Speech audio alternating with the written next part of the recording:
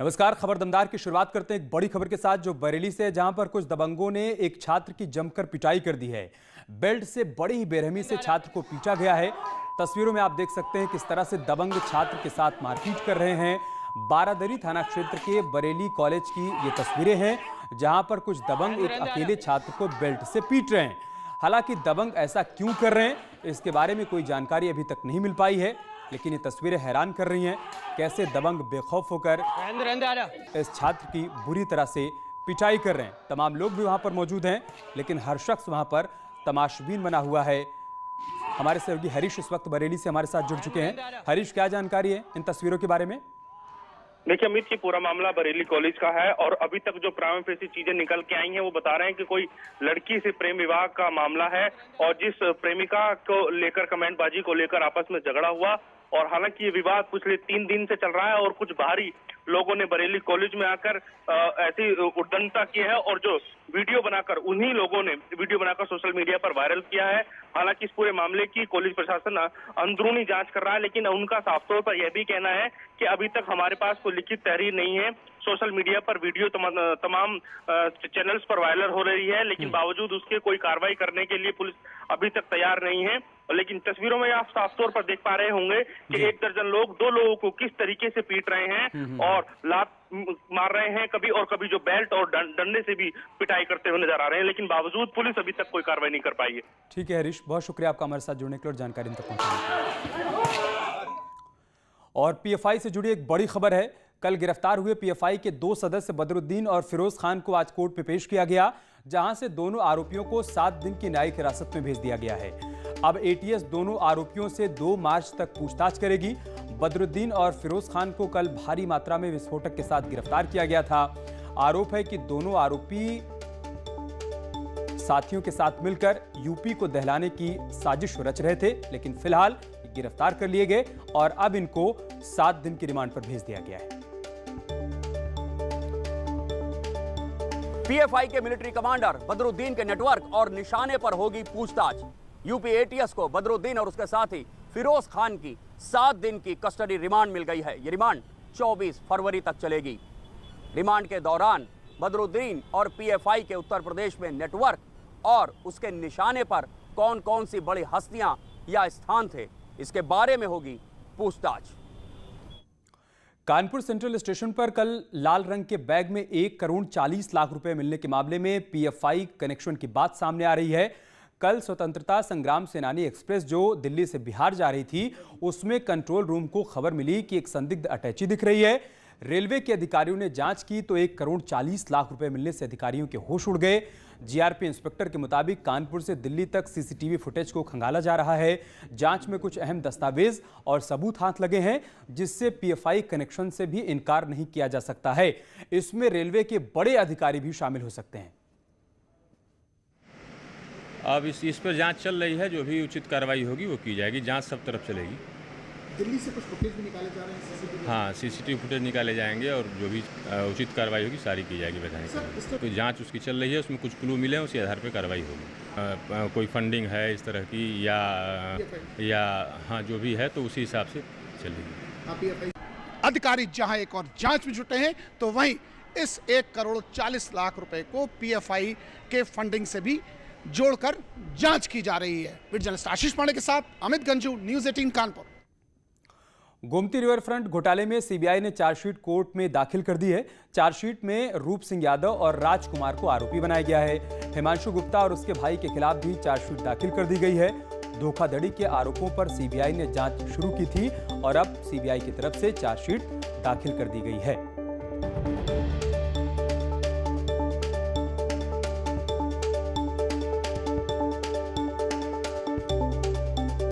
River front घोटाले से जुड़ी ये बड़ी खबर है।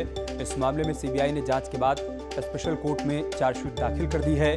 धोखाधड़ी के आरोपों की जांच पड़ताल सीबीआई टीम कर रही थी और उसके बाद जो तथ्य सीबीआई की तरफ से जुटाए गए हैं, उसी के आधार पर चार्जशीट कोर्ट में दाखिल कर दी। कृषि कानून को लेकर बीजेपी किसानों के बीच जाने की तैयारी में है। इसके लिए जाटलैंड के अलग अलग किसान नेताओं से बीजेपी के दिग्गज नेताओं ने बातचीत की है। आज केंद्रीय मंत्री संजीव बालियान के घर किसान नेताओं की बैठक हुई। वहीं मंगलवार की रात गृह मंत्री अमित शाह और बीजेपी के अध्यक्ष जेपी नड्डा की मौजूदगी में यूपी, राजस्थान और हरियाणा के जाट नेताओं के साथ बातचीत हुई थी। बीजेपी का कहना है कि कृषि कानून को लेकर विपक्ष ने किसानों को भ्रमित किया है, जिसे दूर करने की जरूरत है। आगे बढ़ते हैं। बैठक के बाद केंद्रीय मंत्री संजीव बालियान और बीजेपी के किसान मोर्चा के अध्यक्ष राजकुमार ने कहा कि विपक्ष ने किसानों में जो भ्रम पैदा किया है उसको दूर किया जाएगा। गांव-गांव जाकर किसानों को कृषि कानूनों के फायदे गिनाए जाएंगे। इस तरह से लगातार बैठकें हो रही है सर, क्या किसानों को मनाने की कवायद चल रही है? हमारे अपने हैं किसान, कवायद का मनाएंगे ही। क्या आपको लगता है सर कि जाट में जो बहुल्य में क्षेत्र है वहाँ पर किसान ज़्यादा नाराज है? देखिए, इसी क्षेत्र से सबसे चौधरी छोटूराम सबसे बड़े किसान नेता थे आज़ादी से पहले। चौधरी चरण सिंह बड़े किसान नेता थे। चौधरी महेंद्र सिंह टिकैत बहुत बड़े किसान नेता थे। पहले कांग्रेस के समय पर लाठियां चलती थीं, तो आज किसान के जीवन में बदलाव आए इन 3 कृषि विधेयकों के माध्यम से। उसको रोकने का काम विपक्षी दल सहित कुछ अन्य लोग कर रहे हैं। एक भ्रम पैदा किया गया है बड़ा तेजी के साथ। तो सच्चाई लोगों को बताना, सच्चाई किसानों को बताना, किसान के जीवन में ये बदलाव आए। और मैं बड़े दावे से कहता हूँ, मैं किसान का बेटा भी हूँ, खेती भी करता हूँ, किसान खुद भी हूँ। किसान आंदोलन को लेकर मिर्जापुर से अपना दल की सांसद अनुप्रिया पटेल ने कहा कि बातचीत से ही समाधान निकलेगा। देखिए, मैं सिर्फ इतना ही कहना चाहती हूँ कि किसी भी बड़ी समस्या का, गतिरोध का जो निस्तारण होता है, जो समाधान होता है, वो बातचीत के जरिए होता है। कई दौर की बातचीत हुई है और मुझे लगता है कि बातचीत से ही सरकार बार बार कह रही है कि हम बातचीत को तैयार हैं। और मुझे लगता है कि बातचीत से हम किसी न किसी सकारात्मक नतीजे की ओर जरूर बढ़ेंगे। वहीं यूपी कांग्रेस के अध्यक्ष अजय कुमार लल्लू ने कहा है कि सरकार किसानों की आवाज को दबा रही है। किसान नेता राकेश टिकैत ने एक बार फिर साफ कर दिया है कि आंदोलन चलता रहेगा। चाहे कुछ भी हो जाए, किसान जो शांतिपूर्वक आंदोलन कर रहा है उनकी आवाज को दबने नहीं देंगे। इस सरकार को काला कानून वापस लेना होगा। आंदोलन तो चलता रहेगा, बातचीत सरकार करेगी, कर लेंगे। मुद्दे हमारे वे ये 3 बिल वापसी हो जाए, एमएसपी पे कानून बने, आगे कमेटी बन जाए। बहुत से सवाल हो रहे हैं, उस पर भी तो बातचीत होनी है। सरकार की तमाम कोशिशों के बीच किसान नेता राकेश टिकैत गाजीपुर बॉर्डर पर हल चलाते हुए नजर आए। यहां टिकैत ने भैंसे के साथ हल चलाया। दिल्ली गाजीपुर बॉर्डर के पास की तस्वीरें हैं जहां राकेश टिकैत ने हल चलाया। राकेश टिकैत ने कहा कि यहां पर हल चलाकर जौ लगाए जाएंगे जो 8-10 दिनों में उग जाएंगे। आम आदमी पार्टी से राज्यसभा के सांसद संजय सिंह ने सरकार को घेरने का काम किया है। उन्होंने लखनऊ में किसानों के मुद्दे पर हमला बोला। संजय सिंह ने आरोप लगाया कि पिछले कई साल से गन्ने के दाम बढ़े ही नहीं हैं, जबकि डीजल और पेट्रोल और खाद के दाम लगातार बढ़ाए जा रहे हैं। इस मौके पर उन्होंने किसान आंदोलन को सही बताया, साथ ही किसानों का समर्थन करने की बात भी कही। उन्होंने कहा कि अगर आज किसानों के साथ नहीं आएंगे तो कल उनको भी भुगतना पड़ेगा, जो लोग आज किसानों के खिलाफ खड़े हैं। 4 साल गन्ने की कीमत 1 पैसे भी नहीं बढ़ी, 1 पैसे। और मोदी जी कहते हैं हम किसानों की आय दोगुना करेंगे।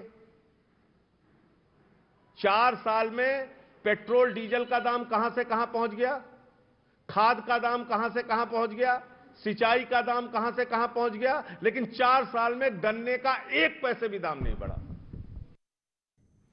और इस बीच एक बड़ी खबर प्रयागराज से आ रही है। यूपी लोक सेवा आयोग ने रिजल्ट जारी कर दिया है। यूपी पीसीएस 2019 का फाइनल रिजल्ट जारी कर दिया गया है। 434 अभ्यर्थियों को सफलता मिली है। 25 सेवाओं के लिए चयन किया गया है। एसडीएम और डिप्टी एसपी के पद पर चयन हुआ है। मेंस परीक्षा में 811 लोग सफल हुए थे। ये बड़ी खबर हम आपको बता रहे हैं। upsc.up.nic.in पर रिजल्ट उपलब्ध हो गया है। यूपी लोक सेवा आयोग के सचिव ने इस बात की जानकारी दी है। ये बड़ी खबर प्रयागराज से हम आपको बता रहे हैं। यूपी पीसीएस 2019 का फाइनल रिजल्ट आउट हो गया है। 434 अभ्यर्थियों को इसमें कामयाबी मिली है। 25 सेवाओं के लिए कुल मिलाकर अभ्यर्थियों का चयन हुआ है। एसडीएम और डिप्टी एसपी के पद पर चयन हुआ है। मेंस परीक्षा में 811 लोग सफल हुए थे। और यहां पर आपको यह भी बता दें कि यूपी लोक सेवा आयोग के सचिव ने बाकायदा इस बात की जानकारी दी। रायबरेली के स्ट्रीट शूटर बदमाश हंसराज उर्फ बउआ की करोड़ों की संपत्ति गाजे बाजे के साथ कुर्क करवाई गई। शहर कोतवाली पुलिस ने स्ट्रीट शूटर सरगना राजू सोनार की गैंग के एक्टिव मेंबर हंसराज की संपत्ति को आज कुर्क किया और साथ ही अपराधी को पकड़ने की कोशिश भी अब तेज कर दी है। पुलिस अधीक्षक श्लोक कुमार की माने तो हंसराज उर्फ बउआ पर हत्या और लूट जैसे कई संगीन अपराधों के मामले दर्ज हैं। जिलाधिकारी के निर्देश पर कोतवाली पुलिस ने उसके घर पर 2 मंजिला मकान और एक निजी वाहन को जब्त किया। जल्द ही गिरोह के दूसरे सदस्यों पर भी कानूनी कार्रवाई की जाएगी। यह थाना कोतवाली में एक शातिर बदमाश जिसका कि नाम हंसराज और बउआ है, जिसपे करीब 5 मुकदमे दर्ज हैं, जिनमें गैंगस्टर एक्ट का भी मुकदमा दर्ज है। उसकी संपत्ति की आज कुर्की की गई है। उसकी संपत्ति की अनुमानित लागत लगभग 1 करोड़ रुपए है, जिसमें कि एक 2 मंजिला मकान और उसका एक निजी वाहन सम्मिलित है। इस संपत्ति को जिलाधिकारी के आदेशानुसार कुर्क कर लिया। पीएसपी के अध्यक्ष शिवपाल यादव ने अपने जन्मदिन के मौके पर एक कार्यक्रम में समाजवादी परिवार के एकजुट होने की इच्छा जताई, तो वहीं दूसरी कार्यक्रम में शिवपाल यादव अपने भतीजे अखिलेश यादव पर तंज कसते हुए नजर आए। शायराना अंदाज में पीएसपी अध्यक्ष ने अखिलेश यादव पर निशाना साधा और कहा कि जिन्हें हमने पाला पोसा वो आज कैसे कैसे मजाक कर रहे हैं। कई बार हमने 403 प्रत्याशियों की सूची बनाई, वो आज हमें एक सीट देने की बात कहकर मजाक कर रहे हैं। लोग भी जिनको मैंने पाला हो, पोसा हो, बड़ा किया हो, जबकि मैंने कितनी 403 लोगों की सूची बनाई हो, डिक्लेयर किया हो, वो कहें कि एक सीट। मजाक मुझे अच्छा नहीं लगा। मैं चाहता था कि पूरा परिवार, समाजवादी परिवार एक हो। हम चाहते थे कि हमारा परिवार एक हो। और बात करते एक बड़ी खबर की। परिवार के 7 लोगों को मौत के घाट उतारने वाली शबनम को फांसी देने की तैयारी तेज हो गई है। आज़ाद भारत के बाद शबनम पहली महिला होगी जिसे फांसी दी जाएगी। राष्ट्रपति ने शबनम और उसके प्रेमी सलीम की दया याचिका खारिज कर दी है। वहीं फांसी देने वाले पवन जल्लाद का कहना है कि वो पूरी तरह से तैयार है। अमरोहा में अपने 7 परिजनों को मौत के घाट उतारने वाली शबनम को फांसी देने की तैयारी तेज हो गई है। आज़ाद भारत में शबनम पहली महिला होगी जिसे फांसी दी जाएगी। राष्ट्रपति ने शबनम और उसके प्रेमी सलीम की दया याचिका खारिज कर दी है। दरअसल अमरोहा के बावनखेड़ी गांव में रहने वाले शिक्षक शौकत अली की इकलौती बेटी शबनम ने 14 अप्रैल 2008 की रात को प्रेमी सलीम के साथ मिलकर माता पिता और 10 महीने के भतीजे समेत परिवार के 7 लोगों की कुल्हाड़ी से गला काटकर हत्या कर दी थी। हत्या से पहले शबनम ने परिजनों को खाने में नींद की गोली खिलाकर सुला दिया था। मथुरा जेल में महिला फांसी घर में शबनम की फांसी की तैयारियां शुरू हो गई हैं। यहाँ 150 साल पहले महिला फांसी घर बनाया गया था। मेरठ की पवन जल्लाद ने न्यूज 18 से कहा कि वो तैयार हैं, बस तारीख का इंतजार है। चाहता हूँ मैं, अगर मैं अभी तो मुख्यालय था, कोई भी मेरा ऑर्डर नहीं है, ना ही मेरठ जेल में। जैसे ही राष्ट्रपति या सुप्रीम कोर्ट का ही ऑर्डर आएगा, ये डेट उसकी फिक्स होगी, तो उसके लिए मैं रेडी हूँ।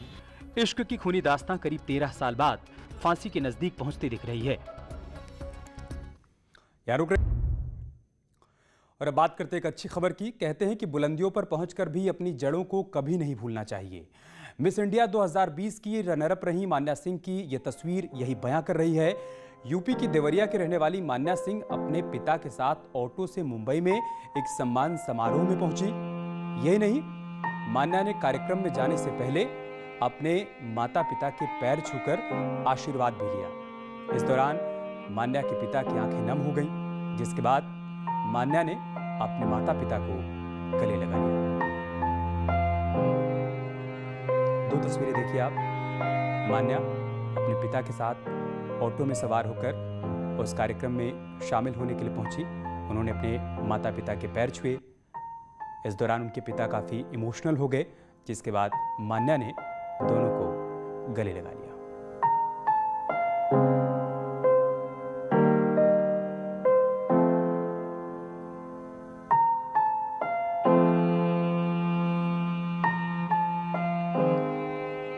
तो मान्या के पिता ऑटो चलाते हैं और मान्यता नहीं चाहती हैं कि मिस इंडिया 2020 की रनर अप बनने के बाद वो अपनी जड़ों को भूल जाएं। लिहाजा वो अपने पिता के ऑटो में सवार होकर उस कार्यक्रम में शामिल होने के लिए पहुंची और इस दौरान आप देखिए कैसे उन्होंने पैर छूकर अपने माता पिता का आशीर्वाद लिया है। बहुत भावुक पल था ये, एक पिता के लिए गौरव की बात।